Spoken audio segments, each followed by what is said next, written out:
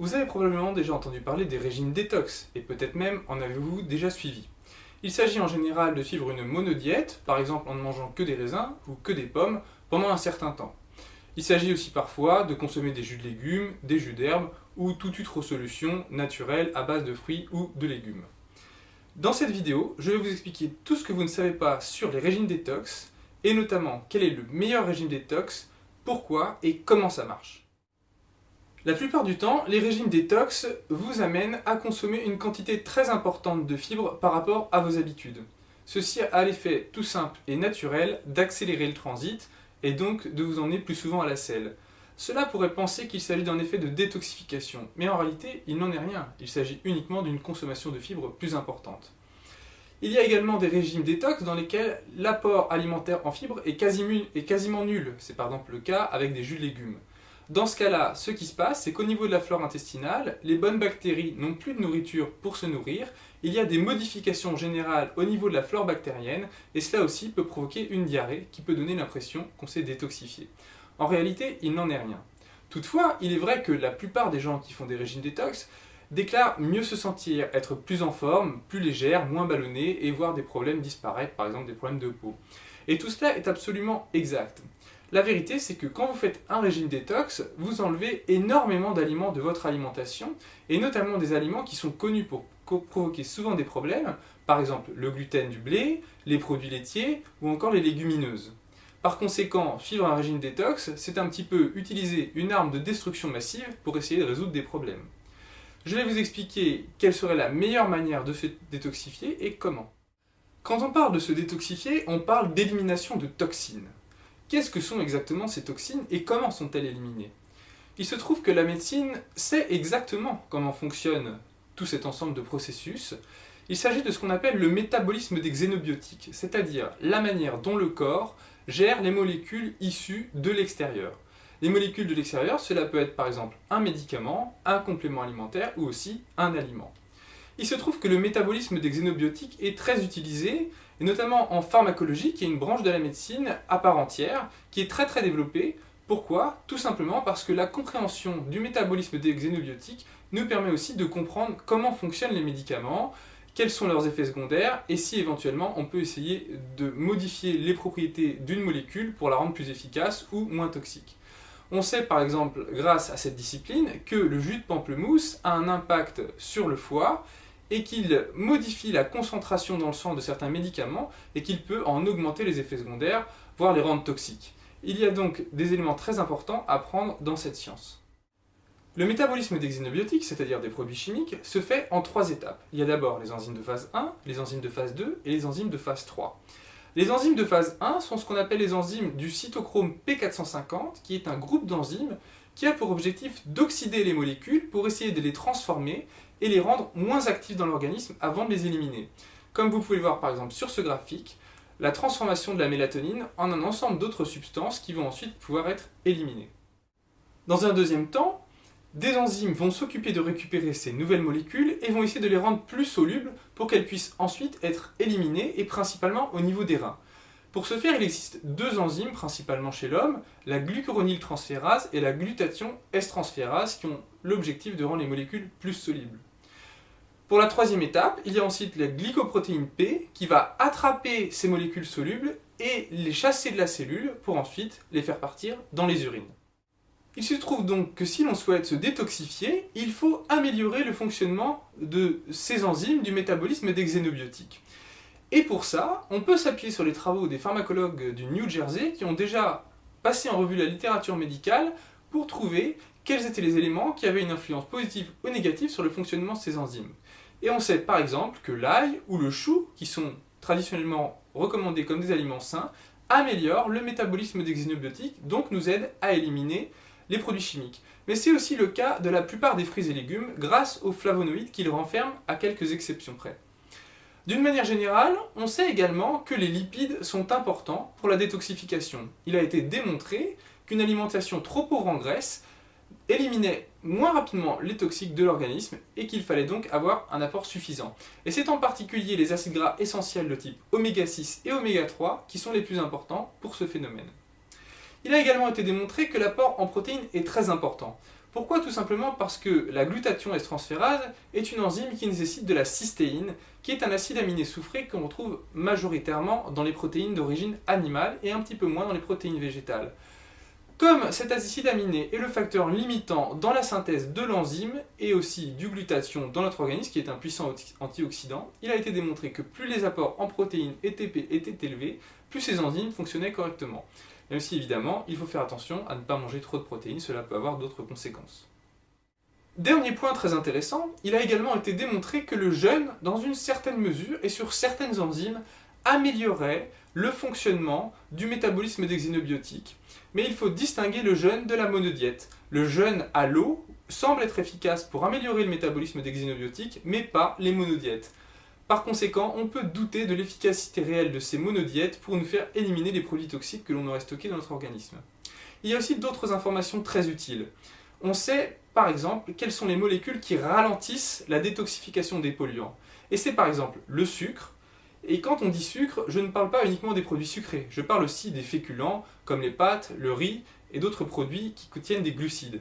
Lorsque vous mangez des quantités importantes de ces aliments, en particulier quand vous n'avez pas besoin, c'est-à-dire si vous êtes sédentaire, vous allez ralentir le métabolisme des xénobiotiques. De même, on sait bien entendu que l'alcool empêche le foie de bien fonctionner et donc ralentit le métabolisme des xénobiotiques. Pour finir, le déficit en micronutriments comme les vitamines B, la vitamine C ou les oligoéléments comme le zinc par exemple diminuent aussi l'activité de nos enzymes qui nous permettent de détoxifier les polluants. Le zinc par exemple est très utilisé par l'organisme pour fabriquer ce fameux glutathion très utile pour détoxifier l'organisme. En ce qui concerne la vitamine C, les chercheurs ont réussi à démontrer qu'il fallait au minimum 200 mg par jour pour détoxifier correctement les substances chimiques de notre organisme. Il faut mettre ça en concurrence avec des apports nutritionnels recommandés qui s'élèvent à seulement 110 mg par jour. C'est donc le double qui serait au minimum nécessaire pour un bon fonctionnement au moins de cette partie de notre organisme. Pour finir, il y a aussi la problématique des métaux lourds, car non seulement ceux-ci polluent notre organisme, mais en plus ils bloquent les enzymes qui nous permettent d'éliminer d'autres produits chimiques. Il y a donc une double problématique avec les métaux lourds. Par ailleurs, certains métaux lourds, et en particulier le mercure, sont très difficilement déstockés de notre organisme. Pourquoi? Parce que les enzymes chargées du métabolisme des métaux lourds ont beaucoup de difficultés à attraper le mercure. Pour attraper le mercure, il faut qu'une molécule ait ce qu'on appelle en chimie deux groupements thiol. Il s'agit en fait d'une pince qui est capable d'attraper le mercure pour pouvoir le faire sortir. Et je trouve que dans notre organisme, il n'y a qu'une seule molécule qui est capable d'avoir ces deux groupements thiol, et c'est le fameux glutathion, le puissant antioxydant que nous fabriquons à l'intérieur de notre corps. Le glutathion, je le rappelle, a besoin principalement pour être produit de protéines, de cystéine, et aussi de zinc et de sélénium. Le glutathion est capable d'éliminer de petites quantités de mercure dans notre organisme, mais lorsqu'il y a une grosse intoxication, seuls deux médicaments sont vraiment efficaces. Il s'agit du DMSA et du DMPS. Ces deux produits peuvent être utilisés pour aller attraper le mercure dans nos cellules, et ces deux produits ont effectivement deux groupements thiol. Il existe aussi un produit naturel qui possède deux groupements thiol, mais qui est moins efficace. Il s'agit de l'acide alpha-lipoïque, qui peut attraper les métaux lourds grâce à ces deux groupements thiol dans le corps. Ce que cela signifie, c'est que la plupart des compléments alimentaires que l'on vous vend pour détoxifier les métaux lourds ne sont pas véritablement efficaces. On sait par contre que certaines algues ou la chlorophylle qu'on trouve dans les légumes verts sont capables d'attraper les métaux lourds au niveau du tube digestif et donc de limiter une nouvelle intoxication. Mais comme ces fibres ne peuvent pas passer dans le sang, elles ne peuvent pas aller chercher les métaux lourds au sein des cellules et donc certainement pas les enlever.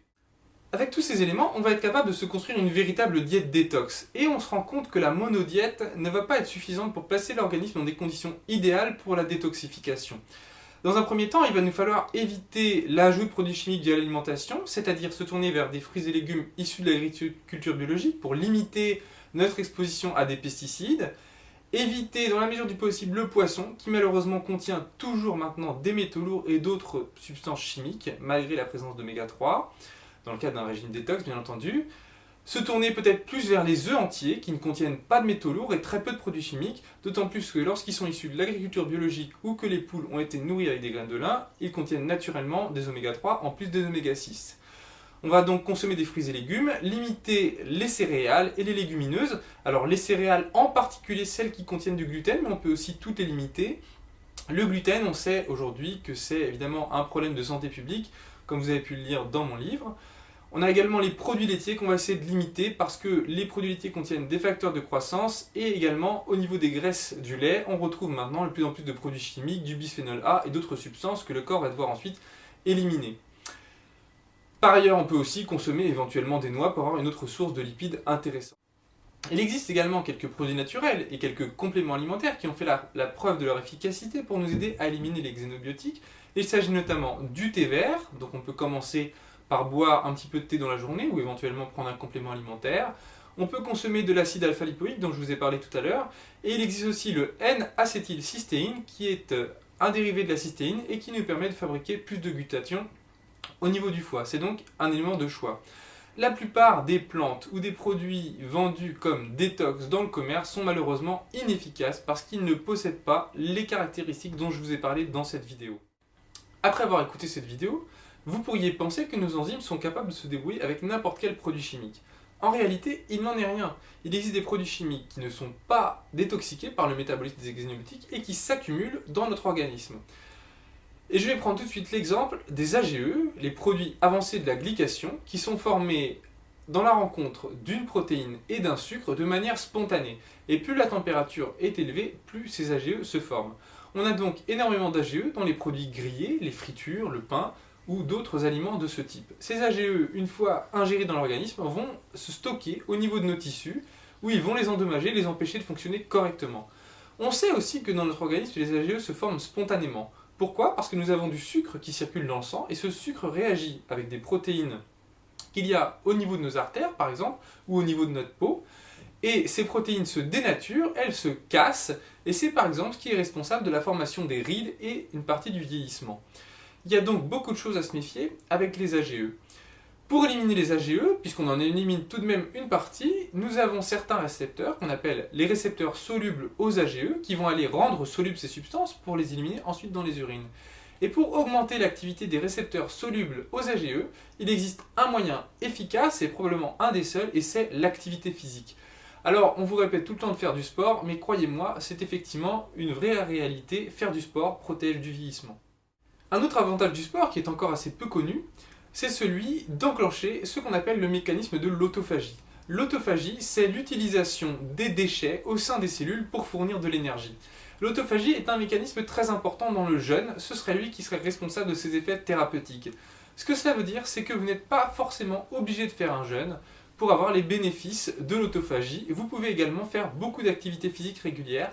Cela a également un effet bénéfique au niveau de votre santé qui n'est pas exactement le même que le jeûne, mais qui est tout à fait comparable. De plus, une autre problématique du jeûne, c'est que lorsqu'il se prolonge, vous avez une fonte musculaire qui va survenir, et on sait que les muscles sont un réservoir pour le système immunitaire et pour la santé en général. Avec toutes ces informations, j'espère que vous allez pouvoir manger détox et faire des économies.